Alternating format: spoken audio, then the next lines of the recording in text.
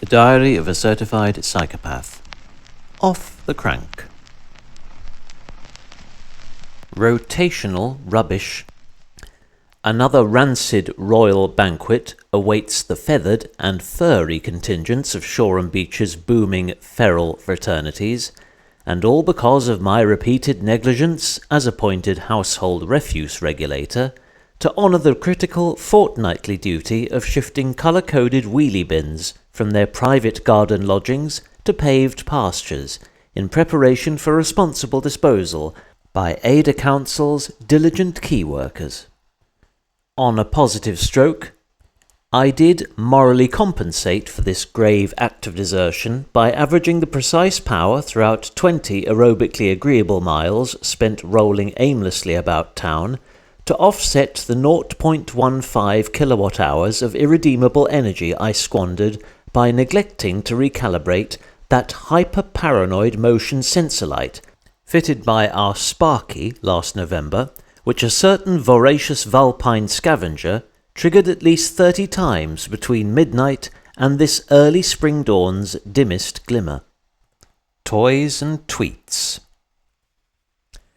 Today's subdued but insidious elemental enforcer was armed with its trademark Siberian bite from the opening revolution of this casually crafted cruise for curative coastal air, and accentuated the stinging after-effects of last Tuesday's ill-advised close dry shave during every eastbound slog along the meadways and marlinspikes of Shoreham's omni-seasonal training mecca for Rule 5 real-lifers, recovering Zwiftaholics, and baby herring gulls perfecting their potentially lethal dive-bombing techniques. Meanwhile, on the ragged fringes of Falcon Close's freshly fly-mode common, the irrepressible Cheapers Union rendered their resolutely atonal ode to the joys of a theoretical spring that I failed to perceive, either in my heavy heart, sunken soul, or various tingling extremities that blood refused to reach, despite a fair share of unsaddled thrashes on cue of woolly wood pigeons' discreet call to legs.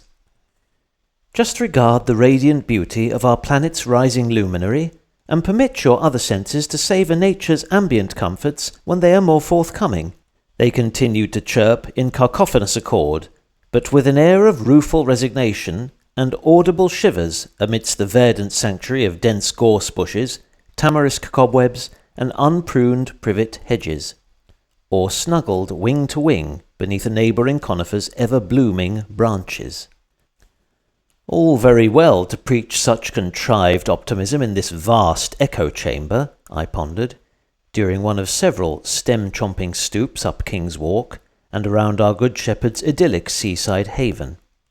Though I've yet to hear your percussive sentiments echoed by the Feathered Philharmonic's principal flautists, most notably their golden-billed concertmaster, who appeared to have vacated his leafless rostrum on the twisted skeletal form of Beach Green's slumbering cherry tree, and deputized a tattered tweed teddy bear, who was evidently the victim of a savage fox attack, and hence thus far has remained a silent critic.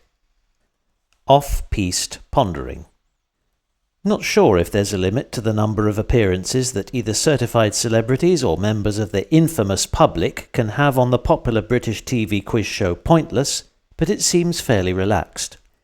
Even more so than was this twisty traverse through the lamplit labyrinth of cratered tarmac, wheel-worn curbstones, and flint-lined cottages that lend my hometown's period quarter its uniquely quaint character. Writer and comic Richard Herring, for example, has guested at least 27 times, though only on his most recent appearance managed to procure its prestigious trophy of a glass brick, together with a rolling jackpot of slightly fewer pounds sterling than the show's episodic lighting budget. This trivia-based entertainment programme began life on Auntie BBC in 2009, airing at a late tea-time slot on weekdays, and at the time of reading had racked up a total of almost 2,000 episodes throughout its aggregated 50-season run. Its format is an inversion of Family Fortunes and requires contestants to choose the least as opposed to most common answer, either from a board of clues or one question posed by the production team to a group of 100 anonymous survey participants, with both relating to famous landmarks, historical figures, books, songs, quotes, phrases, works of art, and countless other reference points from an ever-expanding plethora of categories. For example, below are some hints to a selection of hazards that the average recreational or commuting cyclist might encounter whilst embarking upon their daily journey. Listen to the clues and guess each answer from just its initials. Scaled-down version of circular installation frequently found at busy intersections. PR. Traffic calming structure christened after unconscious law enforcement officers. SP. A sudden narrowing of occupiable road space, often caused by double-parked vehicles. PP. The variable indentations formed in damaged or dilapidated surfaces. P.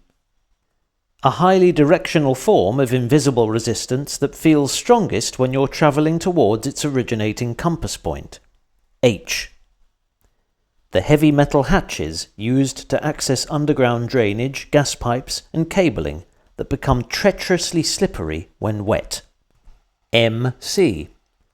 A broadly British term used to define the archetypal angry motorist that makes specific reference to their vehicle's colour and class. WVD.